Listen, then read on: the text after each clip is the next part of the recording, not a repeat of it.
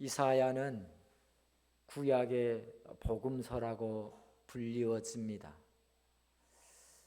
구약 성경 중에서 이사야의 가장 예수님의 이야기가 많이 담겨져 있는 것이 바로 이사야서입니다. 이사야서에 예수 그리스도에 대한 예고가 많이 있어요. 먼저는 처녀의 몸에서 태어날 것이라고 하는 예수 탄생의 예언이 이사야서에 있고요. 그 예수는 순한 순과 같이 오신다고 예언한 부분이 이사야서에 있고요. 또 우리 예수님은 상한 갈대와 꺼져가는 심지를 끄지 아니하신다라고 하는 인자와 긍휼이 많으시는 예수 그리스도가 이사야서에 그려져 있어요. 그뿐 아니라 예수 그리스도의 십자가 지신 고난의 예언이 이사야서에 있어요. 그래서 이사야서는 구약의 복음서, 예수 이야기가 가장 많은 책이다라고 말합니다. 오늘 본문은 남유다의 10대 왕이신 우시야 왕이 죽던 해에 이사야가 본 환상입니다.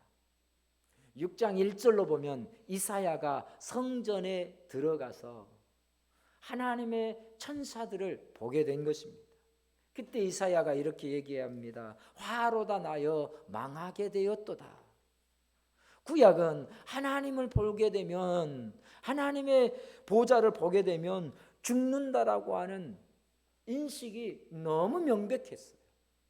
그런데 그가 성전에서 기도하던 가운데에 환상으로 하나님의 보좌를 본 것입니다. 그래서 이게 내가 죽게 되어지는구나 깨닫게 된 것이죠. 그때에 하나님의 천사가 제단에 핀 숯불을 가져다가 그 입술에 대면서 깨끗하게 되어지는, 그 입술의 부정함이 깨끗하게 되어지는 은혜를 입게 되어지지요. 우시야 왕이 죽던 해, 이제 죽게 되어지는 해예요. 그는 우시야 왕의 원래 이름은요, 하나님의 능력이라고 하는, 여호와의 능력이라는 뜻을 가지고 있어요. 그 이름처럼 그는 하나님의 능력을 의지했던 사람 중에 한 사람입니다. 그는 15살에 왕위에 올랐고 52년을 통치하다가 불행하게 한센병으로 죽음을 맞이하게 됩니다. 여러분, 그가 15살에 왕이 되었을 때에는요, 여러분, 하나님의 말씀에 순종하였고 하나님의 말씀을 잘 따르는 신실한 사람이었습니다. 그러나 52년을 통치하다 보니까 그는 변하기 시작합니다. 은혜로 변하고 말씀으로 변하는 것이 아니라 세상으로 변하고 자기 힘으로 변하고 자기 능력으로 변하게 되는 거예요. 왜냐하면 52년을 통치해 보니까 나라가 부강하고 잘되고 튼튼한 것을 경험하면서 교만한 것이죠. 어떤 교만일까요? 내가 경영을 잘하니까 라고 하는 교만이었겠지요. 그러다 그런 교만은 더욱 굳어져서 넘어서는 안 될 산까지 넘어서게 되는 거예요. 제사장만이 분향할 수 있는 그 일을 바로 사울 이후에 이 우시야 왕이 행하게 되어집니다. 분향을 하려다가 그에게 닥쳐온 질병이 한센병입니다. 그 이후에 우시야는 문둥병에 걸리자 한센병에 걸리잖아요. 이스라엘은 가장 부정한 병이라고 여겼고 그들은 철저히 격리당했었습니다.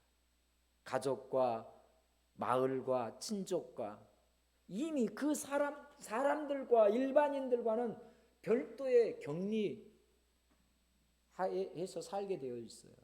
우시야 왕도 마찬가지였습니다. 한센병에 걸린 이후부터는 왕궁이 아니라 별궁에서 많은 사람들의 차단되어진 상황 속에 살다가 이제 죽음을 맞게 되는 그런 상황이에요. 그래서 현재 이사야가 본 이 예언의 때, 이 환상의 때는 우시야 왕은 교만하여서 질병으로 인하여서 피폐하게 되었고, 또 자신 역시도 죄로 말미암아 부정한 상황 속에 있는, 영적으로 타락한, 왕도 타락하고 이스라엘 백성들도 타락하고 선지자였던 자기마저도, 나마저도 부정하다고 여길 만큼 타락한 상황, 이것이 이스라엘 백성들의 남유다의 현 상황이에요. 현 모습이에요. 그런데 거기에 엎친 데 덮친 격으로 그렇게 타락하니까 왕이 타락하고 백성이 타락하고 나라가 타락하고 또 이 선지자마저도 그렇게 하나님 앞에 서가는데, 사실 이사야는 타락한 건 아니에요. 자기가 그렇게 여기는 거예요. 왜냐하면 지도자로서, 나라의 영적 지도자고 민족들의 영적 지도자로서 그렇게 못한 것에 대한 죄책감인 것이지, 그가 우리가 생각하는 것처럼 죄를 지은 그런 상황은 아닌 거예요. 그런 상황 가운데에 어떤 일이 벌어지냐면, 아람과 북이스라엘이 유다를 침공하게 되는 거예요. 풍전등화의 위기에 닥친 것입니다. 아람국이 북이스라엘과 연합하여서 남유다를 침입하겠다라고 하는 풍전등화의 이런 상황에 접하게 됩니다. 여러분, 위기가 닥쳤을 때, 자신들의 죄가 느껴졌을 때에 하나님 믿는 사람들이 해야 할 일이 무엇일까요? 여러분은 어떤 일들을 하려고 합니까? 이런 위기 상황 속이라면.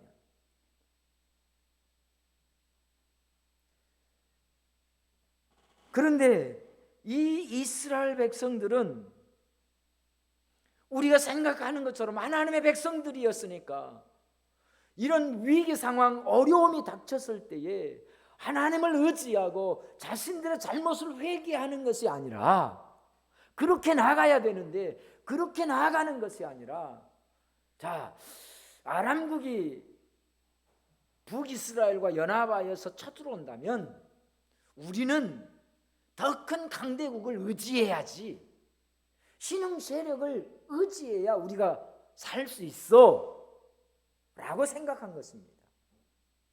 그래서 그들이 선택한 것은 아수르를 선택하게 돼요. 하나님을 의지하고 하나님 앞에, 하나님, 우리가 절망적인 상황에 다다랐습니다, 우리가 위기에 접하게 됐습니다, 하나님 도와주세요가 아니라 아수르에게 가서 아수르 왕 앞에 도움을 요청한 것입니다. 아수르를 선택하게 된 것이지요. 하나님의 입장에서는 참담합니다. 내 백성, 내 나라의 사람들이 나를 선택한 것이 아니라 이방 나라 아수르를 선택하는 거예요. 여러분 아시죠? 고대는요, 나라만 선택한 것이 아니라 그 나라의 종교까지 선택한다라고 하는 사실이에요. 하나님의 입장에서는 너무 가슴 아픈 거예요.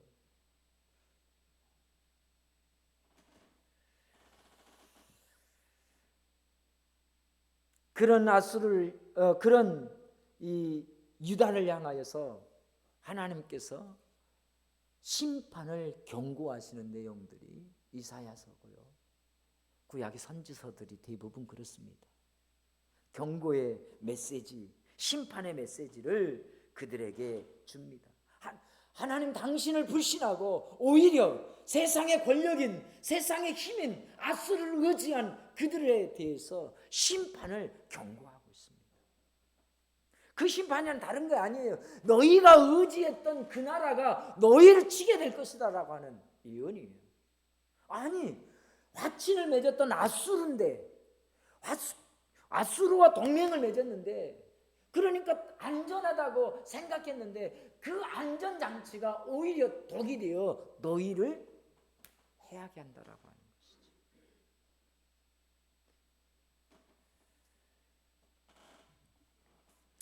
이런 안담하고 절망적인 상황, 이스라엘 백성들이, 유다 백성들이 이런 절망적인 상황에 처하게 되죠. 그 상황 가운데에 오늘 이사야가 한 예언을, 환상을 보았고 한 예언을 주고 있어요. 그 예언은 소망적인 예언이에요. 어떤 소망이냐면 가장 절망적인 상황 때 가장 소망적인 약속, 그것은 그들이 절망적인 상황 가운데서도 하나님의 얼굴을 구하기 때문에 가장 소망이 되어지는 약속을 주고 있어요. 그건 이렇게 말씀합니다. 한 그루터기가 남아서 한 거룩한 씨가 그것에 열매를 맺게 하겠다라고 하는 소망의 메시지입니다.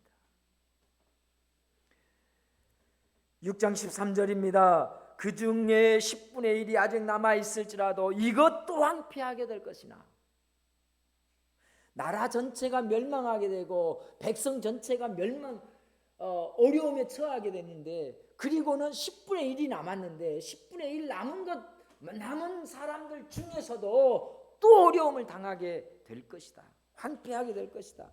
그러나 밤나무와 상수리 나무가 배임을 당하여도 구루터기가 남아있는 것 같이 거룩한 씨가 이 땅에 구루터기가 되리라. 그들 중에 그들이 배임을 당하고 10분의 1 남아있는 그들마저도 배임을 당할 때에도 하나님은 마지막 희망, 그 그루터기의 거룩한 씨가 그루터기가 되어서 그들에게 싹이 나고 열매를 맺게 되는 소망을 던져주고 있는 것이죠. 이사야는 이스라엘 백성들과 자신을 향하여서 참으로 상하고 찢긴 상황, 절망적인 상황, 그런 부패한 상황이 자신이고 이스라엘 백성들인 그것을 직시하고 그것을 알렸어요. 우리의 상황이 어떤 상황이냐? 우리의 상황은 죄악된 상황이고 부패된 상황입니다 라고 하는, 우리의 상황을 똑바로 볼 수 있도록 말씀해 주고 있어요. 지적해 주고 있는 거예요. 그런데 이스라엘 백성들의 마음은요, 완악하고 닫혀 있어서 듣지를 않는 거예요. 그 마음은 스스로 고집스러워서 하나님 앞에 돌아올 기회를 저버리게 된 것입니다. 그래서 이사야를 통해서 하나님 사자가 말씀하잖아요. 저들이 이 말씀을 듣고 돌아올까 하여서 돌아와 고침을 받을까 하노라. 지금 상황 속에서 돌아와야 되고 돌아와서 고침을 받아야 되는데 지금은 그때가 아니라고 말하고 있는 거예요. 그래서 이사야 선지자가 묻죠. 어느 때까지 그렇게 이 백성들의 완악함을 가만히 내버려 두실 것입니까? 언제까지일까요? 깨달을 때까지입니다. 그들이 어느 때까지냐? 그들의 성읍과 과업과 땅이 황폐해지고 이 백성이 다른 나라로 끌려갈 때까지라고 대답하셨습니다. 그 이야기는 바벨론으로 끌려가서 그들이 더 이상 우리에게는 소망이 없음을 절실하는 그때를 하나님은 기다린 것입니다. 왜? 너희들이 회복하고 일어나는 것은 너희의 힘과 노력과 경험과 그것으로가 아닌 철저히 하나님의 은혜로만 되어진다라고 하는 것을 심어주기 위함인 것이죠. 어쩌면 다시금 나의 힘을 의지하는 것이 아니라 하나님 앞에 전적으로 의지하고 하나님을 전적으로 신뢰하도록 하나님은 그들을 기다리는 것이죠.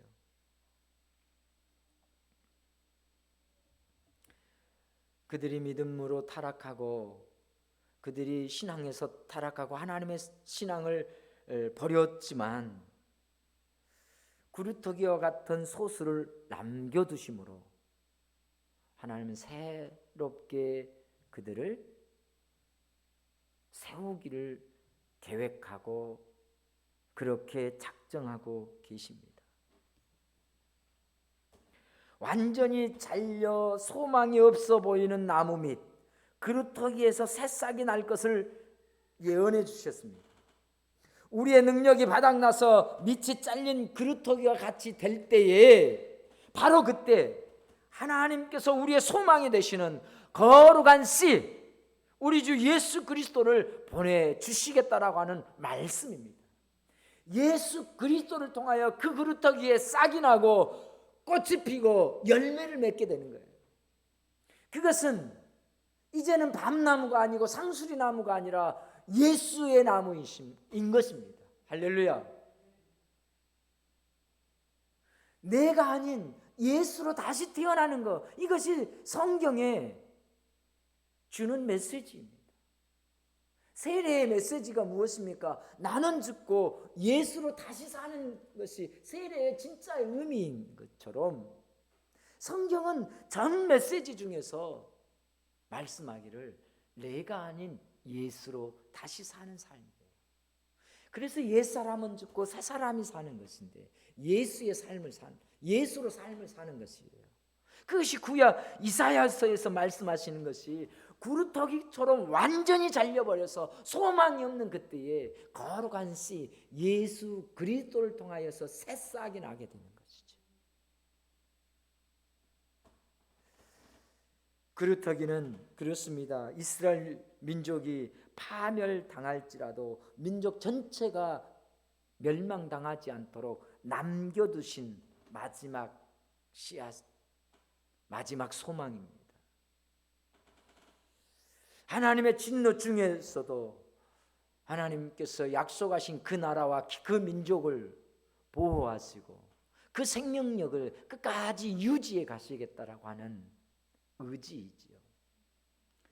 제 아무리 강대국이었던 아수르 그리고 이 아수르를 물리친 바벨론이라 할지라도 하나님은 그들 가운데 마지막은 보호하시고 그들을 철저히 하나님의 사람으로 연단시켜서 다시 그들에게서 싹이 나고 그들에게 꽃이 피고 열매를 맺게 하는 그 과정이 바로 거룩한 씨 이새의 줄기에서 돋아날 싹을 말합니다. 이 거룩한 씨는 영적으로 황폐해진 유대 땅에서 싹으로 돋아날 것이고 장차 큰 나무를 이루어서 복되고 풍성한 열매를 맺어서 그 그늘로 그 아래로 오는 모든 일들이 쉼을 얻고 안식을 얻게 되어지는 놀라운 은혜의 말씀. 신약 성경은 겨자씨의 비유로 말씀해 주고 있습니다. 참으로 눈에 보이지 않을 만큼 작은 씨이지만 연약한 순 같은 것이지만 그 씨가 싹이 나고 꽃이 피고 열매가 맺히고 큰 나무가 되어서 그 나무 아래 오는 자들이 쉼을 얻고 회복을 얻게 되어지는 은혜의 말씀 약속이지요. 사람들은 생각합니다. 그리고 기대합니다. 내가 잘되고 내가 정상에 서면 하나님을 볼 수 있을 것이라고 말이죠. 많은 신앙인들은 그렇게 기대해요. 그런데요, 여러분 그렇게 하나님을 바라보고 하나님을 만난다면 너무너무 좋겠습니다. 그런데 하나님의 생각은 조금 다릅니다. 그들이 가장 절망적일 때 하나님의 얼굴을 볼 수 있다는 것이죠. 비로소 고개를 들어 하늘을 쳐다보게 되는 것이죠. 이스라엘 백성들은 지금 듣고 싶은 것만 듣고 보고 싶은 것만 보려고 하는 그런 마음들이에요. 우리가 아수르하고 연합하면 괜찮아. 그러니 다른 이야기가 들리지 않는 거예요. 하나님에 대한 간절함도 없어요. 왜? 아수르가 있으니까. 아수르가 멸망할 거라고 하는 생각은 어느 누구도 할 수 없었으니까. 그래서 하나님은 그 아수르를, 그들이 의지했던 아수르를 철저히 바벨론에 의해서 짓밟게 하시고, 바벨론이 유다를 정복하여서 이 이스라엘을 다시 포로로 끌고 가는 그런 상황에 이르게 된 것이죠.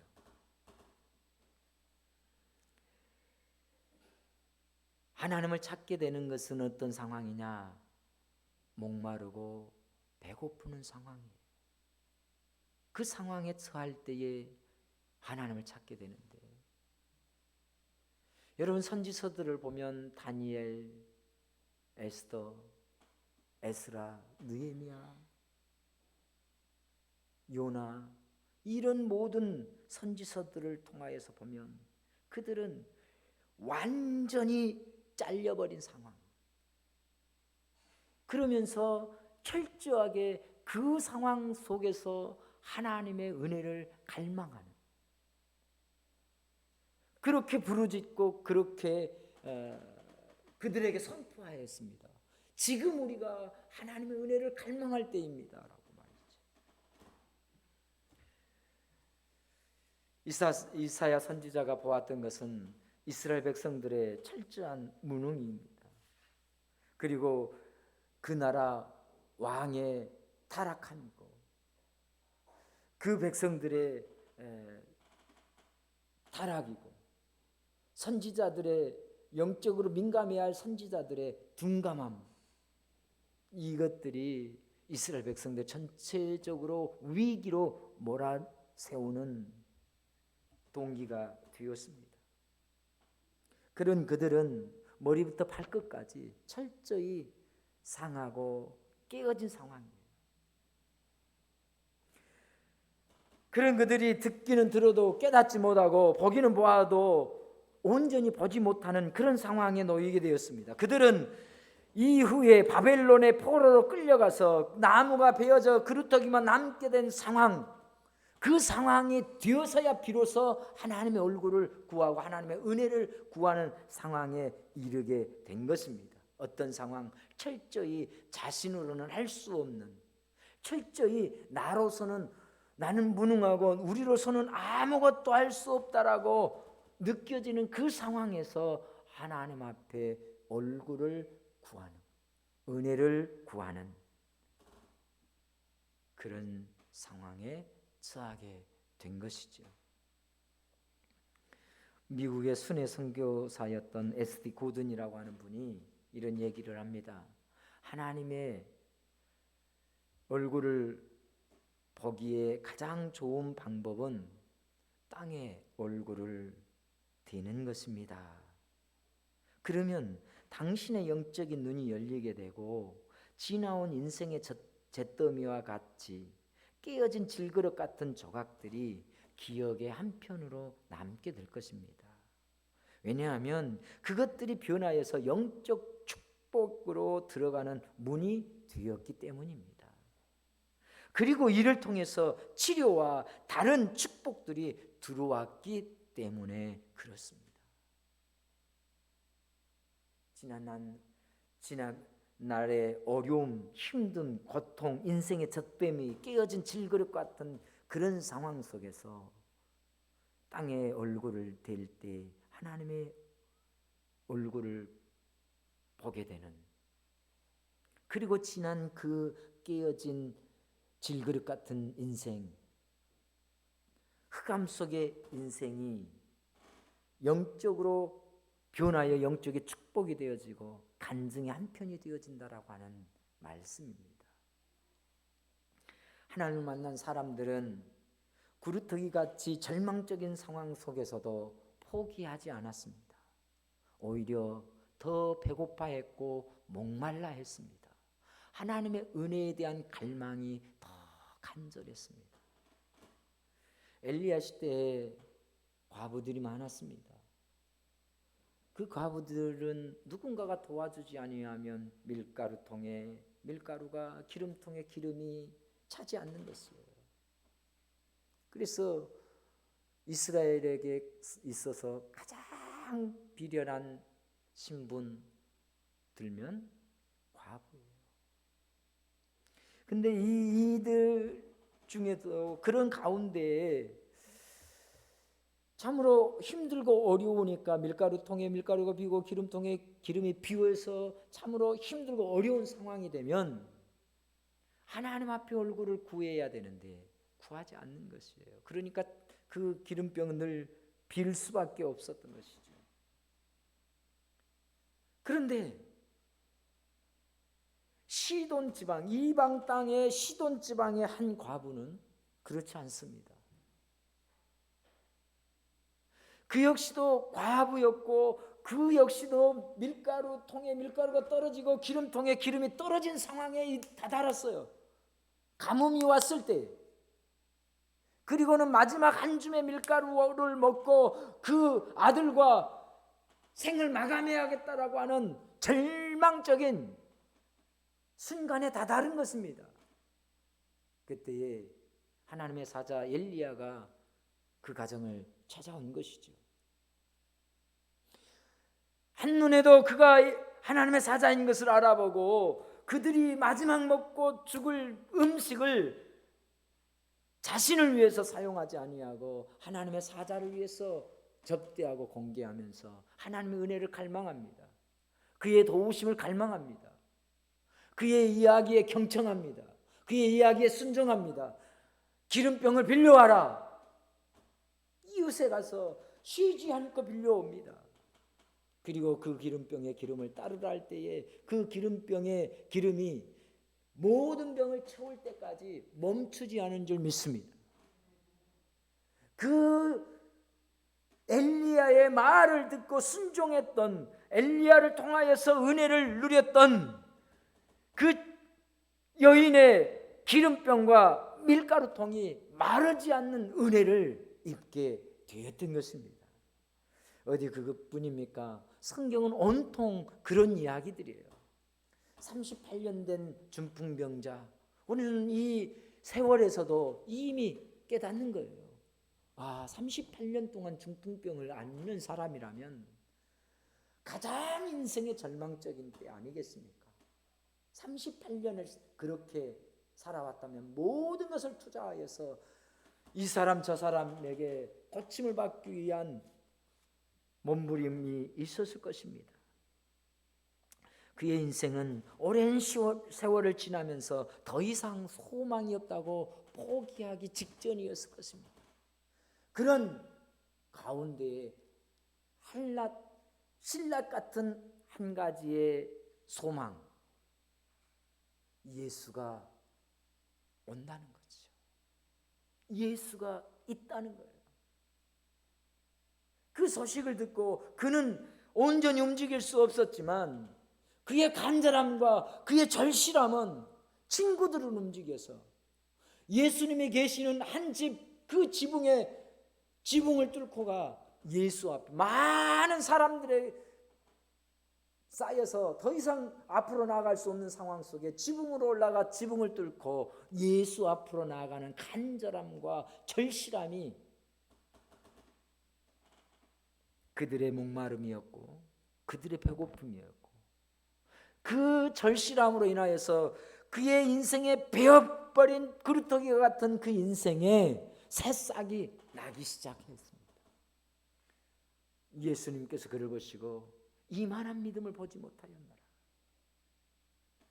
그의 간절함과 절실함이 어떻게든 예수 앞에 나가게 나아가는 것이었고 결국 나아가게 되었고 나아가서 예수를 만나는 그 인생이 다시 싹이 나기 시작한 새 인생을 살게 되어서는 놀라운 은혜의 주인공이 되었던 것입니다. 여러분, 성경의 이야기뿐만 아니라 우리 주변에도 수많은 간증자들이 있습니다. 우리가 다니엘 기도회를 통하여서도 수많은 간증자들을 만나왔습니다. 탈북했던 사람들, 수많은 질병 속에서 또는 사업의 어려움 중에서, 목회의 어려움 중에서 이제 또 우리는 11월 1일부터 다니엘 기도회를 하게 되고 20여 명의 간증자를 만나게 될 것입니다. 그들을 통하여서 주실 메시지가 기대되어지는데 대등소이합니다. 왜냐하면 이것이 하나님 나라의 원리이기 때문에 그렇습니다. 하나님 나라의 방법이기 때문에 누구에게나 마찬가지예요. 가장 절망적인, 가장 구루터기와 같은 그 인생에서 새싹이 나고 새로 꽃을 피울 수 있는 요her한 기회는 예수를 만나는 것이에요. 하나님의 얼굴을 구하는 것입니다. 철저히 자신을 부인하고 철저히 내게 능력이 없음을 고백하며 하나님 앞에 나아가는 것입니다. 은혜의 보좌로 나아가는 것입니다. 그리고 하나님을 만나는 것입니다. 하나님 만날 때에 하나님 임재해 주시고 하나님이 거룩한 씨가 되어서 내 인생에 거룩한 씨가 되어서 새 인생을 살게 하시는 줄로 믿습니다. 이것이 하나님의 나라의 원리이고 방법입니다. 하나님은 하나님의 얼굴을 보기를 원하는 모든 이들을 찾고 있습니다. 이사야와 같이 자신들의 부패함을 본 사람들을 만나기 위해서 찾고 계십니다. 멈추려 해도 멈추지 않는 자신들의 입술의 부정함을 알고 애통해하는 사람들을 찾고 계시는 것입니다. 회개하고 은혜의 보좌 앞으로 나아가는 이들을 하나님은 거절할 이유가 없습니다. 그들을 만나주시고 그들에게 한없이 그들이 소생할 수 있는 기회, 다시 살 수 있는 기회를, 은혜를 제공해 주시는 줄로 믿습니다. 사랑하는 성도들, 이제 말씀을 정리합니다. 살아계신 하나님은 우리의 영원한 희망입니다. 마지막 희망이기도 합니다. 임마누엘 되신 예수님은 우리들을 다시 회복케 하신 유일한 소망입니다. 우리 곁에 함께 계시는 성령님은 우리의 신앙이 다시 일어나 불타오르도록 하시는 내 곁에 계시는 소망이 있습니다. 그리스도와 같이 다 잘리고 희망이 보이지 않는 상황 속에서도 영원한 희망은 살아계신 하나님이심을 믿으시면 우리 큰 소리로 아멘 하십시다.